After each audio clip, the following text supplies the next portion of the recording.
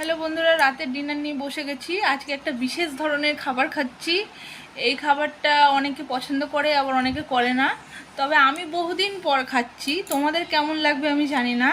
তোমাদের কেমন লাগবে সেটা অবশ্যই কমেন্ট করে জানিও। তোমাদের দেখাই কি খাচ্ছি, দাঁড়াও। এই দেখো, দেখছো এটা কি বলো তো? দুধ দিয়ে রুটি খাচ্ছি। ক্ষীর দুধ আর রুটি বহুদিন পর খাচ্ছি।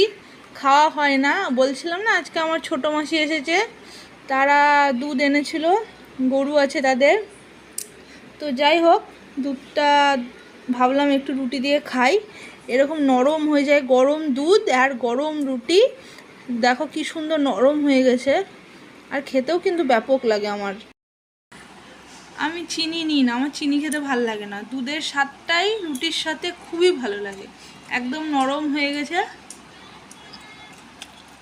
আর রুটিতে আমি একটু লবণ দিই, সেই জন্য আরও বেশি ভালো লাগে খেতে। তোমাদের কেমন লাগে অবশ্যই জানিও। Thank you.